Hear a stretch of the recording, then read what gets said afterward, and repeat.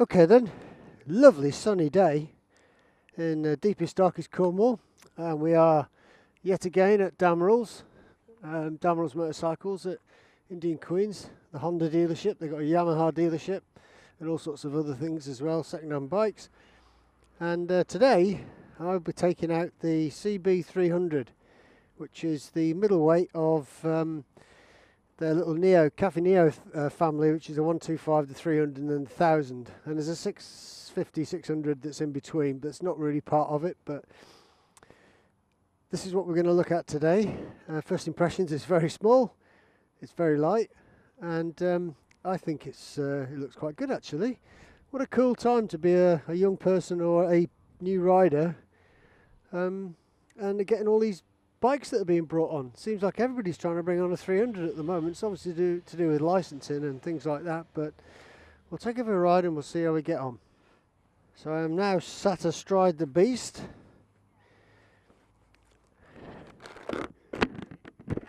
And the first thing that instantly catches my attention, because I'm sat on it, is the seat. And the seat is very hard, and it seems to be very angular. So it feels like I'm not actually sat on the seat. I'm sort of sat with my legs dangling off it really, even though it's only a very small bike. Initial impressions are it's, you would imagine, it's a 300cc bike, so it's not very big. There's no screen. It's in their sort of cafe racer style. It looks okay. The dashboard, I think you might be able to see that, is it's a black and white dash, digital dash. And it has all the things you'd expect: a rev counter, a speed, tells you how many miles you've got left in the tank, what the average miles per gallon is.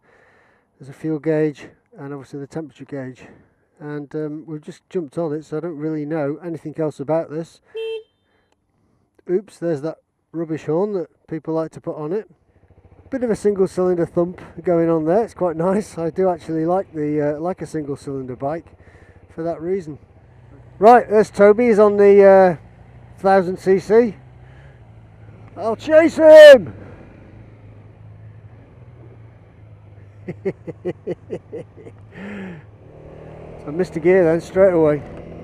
Okay, it's initial impressions of this bike. I've only ridden it a few hundred metres. It's very tight. Obviously it's a brand new bike. Very short fronted, quite a short little bike in its own right, but the engine seems like it wants to go. It's got one of these TFT screens as its dash, and it's black and white, so the numbers are all in white, and the rest of it is in black. Well, what to say about it? It got up to 70 miles an hour quicker than I thought it was going to do, that's for sure. It certainly has a willingness to get on. I suppose with it only being a 300cc bike, you might have to wring its neck a little bit to get it up to speed, but this didn't really take that much to get up there, to be honest. Stubby little exhaust on it that you can't really hear. It's the thing that is instantly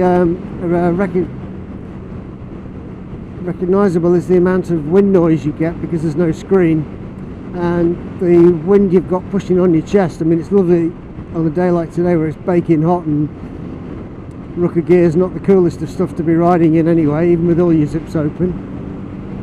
But you can feel there is quite a bit of a push against your chest, obviously, because it hasn't got a screen on it. So. But I don't think these bikes are meant to be ridden on touring distances. I'm not saying they can't do it, because they certainly can. They can tour any bike. But I would think in the current climate this would be used by somebody who perhaps wants to stick it on the back of a camper van on a rail and carry it, because it's really quite light. I think it's 140 kilos. I have to check up on that. It has a 10 litre tank. Does about 85 miles to the gallon, so if you are a motorhome owner, then this would be sort of an ideal bike to stick on a little rack at the back of your camper. I would have thought. I'd consider that, definitely. One thing that I do find annoying is the mirrors. Why do motor manufacturers still give us garbage mirrors?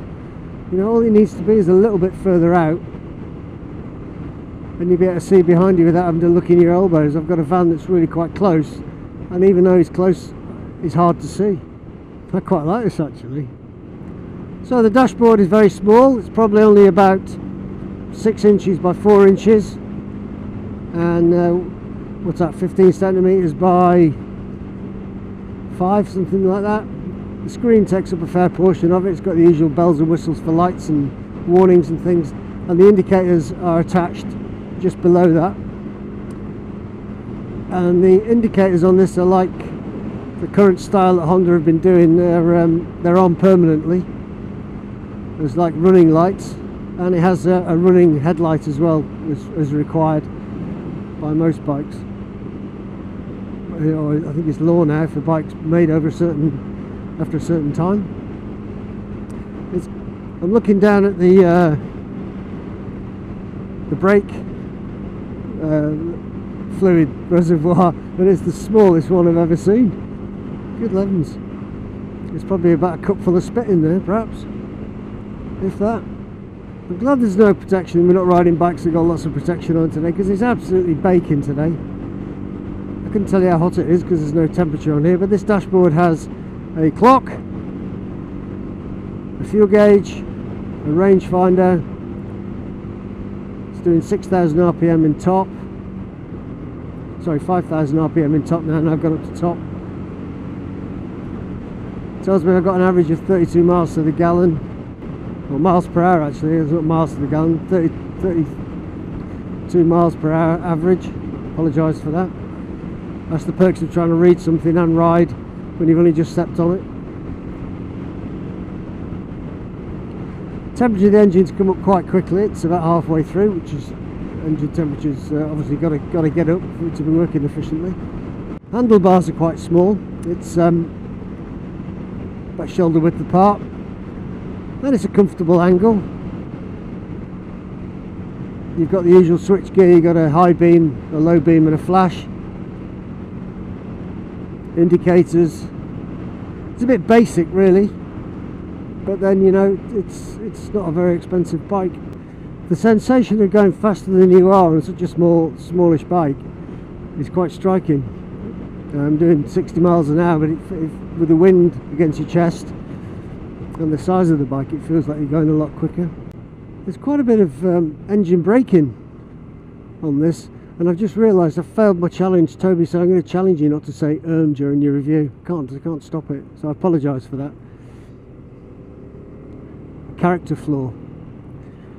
As I was saying, there's quite a bit of engine braking. When you drop down the gear, it just came down from 5th down to 4 there, and it did seem to slow down reasonably quickly for a single cylinder. It's pretty good. Obviously we're on this road called the Winner's Perch Road, favourite with bikers. You know, this turns into corners really well. You really feel like you can flick it around because it's so light. It's lovely.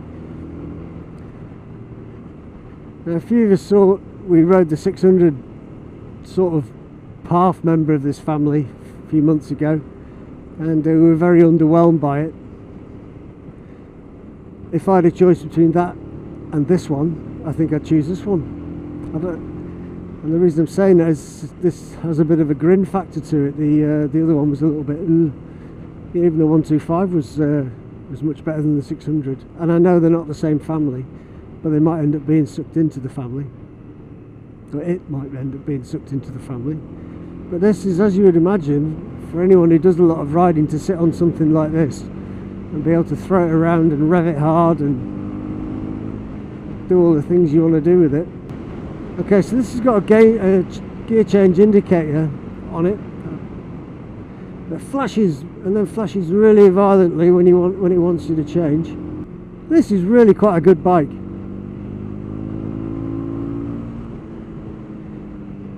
I've got to be honest, I'm feeling it a bit vibey in my hands, but that's probably because I suffer with that anyway. I don't think it's any more vibey than any other motorbike, and it's probably less vibey than some, but it certainly feels nice. And the seat, now I've got my legs in the right position on the pegs, the seat doesn't feel as uncomfortable as it did feel when I initially sat on it. I felt like I was perched with my legs hanging over the sides. It's a very small seat and it is quite hard. Right, I'm going to talk about the CB300R, which is part of the Neo Sport Cafe series. That's a gobful that Honda are doing. It's the 125, the 300 and the 1000 and the 1000R. We'll talk about those later, but we'll talk about this. We have also mentioned a CBF600, which we thought was part of the family and isn't actually. We rode that a few months ago. We've done a video, the wizardry done by Toby somewhere about it. But let's talk about this. Do you know, all the manufacturers are now doing these 300cc bikes, or 300 series bikes if you want, and they're all pretty much of a muchness. But I just rode this and I got off with a stupid grin on my face. My wife would be laughing at me now going, "You're an idiot," which I probably am. This is a cracking little bike. It's really short, 10 litre fuel tank, does 85 miles to the gallon. 85 miles? How many? 85 miles in case you weren't sure. Weighs 143 kilos. Might have just made that up, but I'm pretty close either way. And it's just a really nice little bike. What to say about it? Seat was a bit uncomfortable, I must admit, when I first got on it. Felt like my legs were hanging off the edges, and if you look, there's a little bevel there. But once your feet are on the pegs in the correct position, then it's quite comfortable. You wouldn't want to tour on this, but as a commuter bike or stuck on the back of your motor caravan, I think this would be an ideal little bike, because it's got a pillion big enough for somebody to sit on the back, and I think it would be pretty cool to be zipping around the streets of Europe on after your campers in a car park somewhere. Single cylinder 4-stroke engine, liquid cooled, all the bells and whistles you can imagine, made by Honda, so it's probably bomb proof. Cracking little exhaust on it, and when you start it up it's got the single cylinder thump, as you would imagine, but it's only a little 300. It sounds like it's fighting above its weight. Once you get going though, it is really quite good. I mean, people complain on our videos that we don't thrash the bikes. Well, we can't thrash a bike because it's somebody's bike, you know, and someone's going to buy this ultimately, so it'd be wrong for us to do that. I don't want to keep my license, but you know what, this bike goes really quickly, and in top gears, 60 miles an hour, it was doing 7,000 RPM, which sounds fantastic. You know, it's really vibey. It's very nice. Mentioning the vibration, I don't think it's any more vibey than other bikes, less than some, more than most. I suffer with vibration anyway, so it was just the same. I will say about these mirrors though, why can't they make mirrors? You're looking in my head. Why can't they make mirrors where you can see out of properly? You can also, all you can see is your shoulder and your elbows. All it needs to be is like lent a little bit further forward so it can be further out or something like that. I don't know, but pretty basic handlebar setup. I have mentioned this, the brake cylinder reservoir. How small is that? I think you get a cup full of spit in there. That's about all it needs. Dashboard is pretty cool. It's one of those black and white digital ones. Has a clock, a rev counter, fuel gauge, speed. Doesn't tell you what gear you're in unless I'm looking for something. It doesn't tell you there, but you don't need to work that out anyway.